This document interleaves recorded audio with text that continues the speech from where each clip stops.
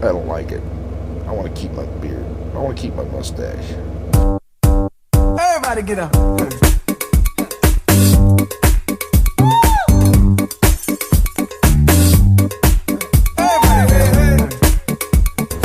Hey everybody, it's me, Mark Staite, back here talking with you. Welcome, come aboard the new truck. Different colors, it's nice. I don't have my blue lights in yet, so welcome aboard. Sorry it's been so long since we've last chatted. It's been busy. The last 2 or 3 weeks have been really busy with the orientation of disorientation, as I like to call it. I'll explain that in a second. I got so many videos ideas now. Moving from Stevens to Prime. There's so many ideas for new videos coming up. But today's video is just simply an update to let you know I'm still alive. I'm still out here. So, yeah, there's a lot of new stuff going on in my world, and I just wanted to share it with you. So, new truck. I got my jet fighter mask in the back. I'll show that to you later. Wow, totally different world to operate. Orientation, that's a video all by itself. Other than saying short, it went well. Went better and faster and smoother than I thought it would. A new video series coming up. I'm going to be ripping off a few of you for the title of it. My journey from Stevens to Prime. Yeah, I can hear it now. Mark, that's my title of my blog. I already used that. Okay, yeah, whatever.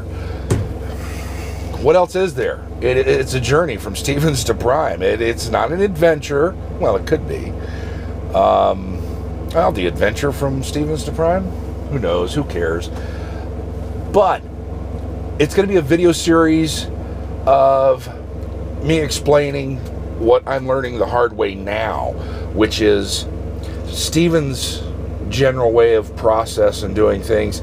Prime is similar, but different. So I'll help you get your mind wrapped around how to get the processes in sync in your head. So, because it's not that too dissimilar of what Prime does when it comes to the phone calls you need to make and the Qualcomm messages you send off. It's not that much different. So, maybe it'll be a short video series, maybe 3, 4, or 5 of them, so who knows. The jet fighter mask, the CPAP machine. Yeah, we're going to do a video on that as well.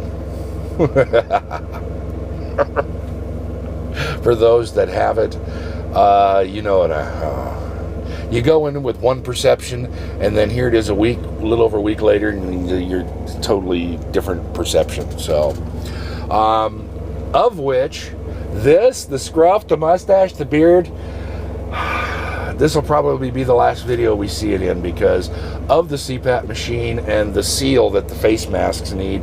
This is all in the way, and it's causing air leaks, and I got to shave it all off. It sucks. I don't like it. I want to keep my beard. I want to keep my mustache. But I like breathing more, so I got to shave it off. The noise you hear, by the way, in the background, that's the APU running. I'm currently just north of Richmond. Oh my goodness, look at that hottie in the pink shorts. Ooh, I wish I could show that to you. Blonde, black top, hot pink shorts. It's 78 degrees out there. 79 and 80 and rising. But it's muggy as I'll get out. Hold on, I'm going to pause this thing while I watch. Southern women are hot. That's spelled H-A-U-T. Southern women are hot. Single too. So I can ogle. Women, don't get all upset because we catch you ogling the dudes in the gym. So we like, guys, yeah, wow. That is a thing of beauty.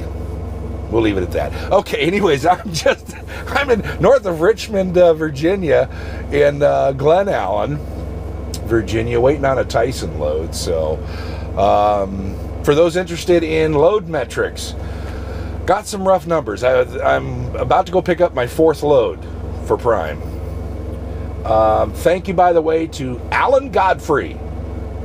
Hit him up on Facebook, Alan Godfrey. And I think he's also starting to shoot video. I don't know. I'll take a look. If there's a link for Alan Godfrey on the YouTube channel, I'll post it down below. When I first started with the first load, I was happy. It was a little over 1,100 miles and gross revenue close to $21.75. So I was like, yeah, hey, this is awesome. And then the subsequent loads, they kind of pulled me out of the stratosphere, and I was starting to get panicked. And the reason I'm thanking Alan Godfrey is because by the end of my third load, I was panicked. Because when I was doing the math, the rough math on the calculator, the revenue, and it's like I'm not getting enough miles. They're short little runs from Dover, Delaware to Columbus, Ohio. You know, what is that? A little over 600 miles total with my deadhead. The next load was from Ohio down here to Virginia to Salem, about a little over 300 miles. I'm going, my goodness, that's 2 days and 300 miles? And the trip before that was a little over 620 miles, and that was a 2-day load. I'm like, I was getting panicked. It's like, wait a minute, the revenue's nice, but it's taking, they want to do 2 days. And he talked me off the fence, off the railing, off the ledge. And I actually took a look at these first 4 numbers, running Saturday to Sunday. So that's last Saturday to tomorrow, Mother's Day, Sunday. That's a total of 2,739 miles. Now that's total. That's loaded and deadhead. Okay, now the deadhead miles at Prime, you don't get paid for. There's no pay for deadhead miles when you're a lease operator. There's no pay for the deadheads. But from a business standpoint, looking at numbers, you have to put that non-paid deadhead miles into your math. So that's what I've done here. So that's a total of 2,739 miles traveled for the week. Gross revenue of, just short of $4,500. That comes out with a net revenue of about $1.62 a mile average. Not bad. Okay. Yes, that does include the fuel surcharge. The reason I put that in is because it is revenue. It is going to the positive side of the math. So that's why I put that in there. Varying rates. I got a little cheat sheet down here I'm looking at. The first trip was $1.86 a mile. The second trip was 87 cents a mile. Yeah, I know. That was the getting off the East Coast. Supply and demand. It's a bitch, man.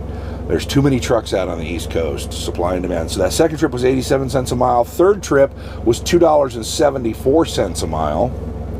And then this fourth trip is $1.37 a mile.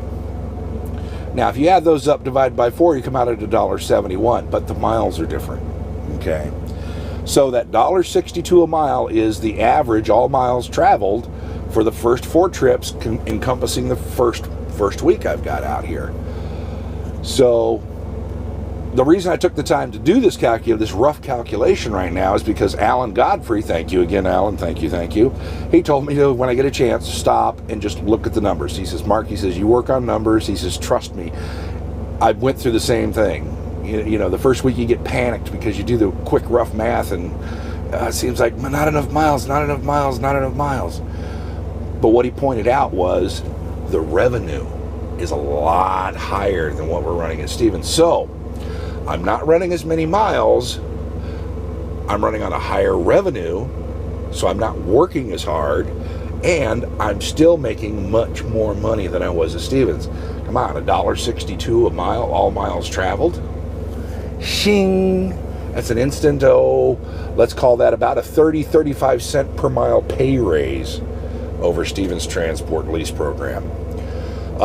Looking into the lease, I've got to wait for my first settlement to come out so I can get my fixed costs.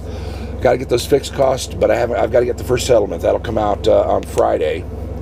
Let's see, what else? Then I'll be able to know.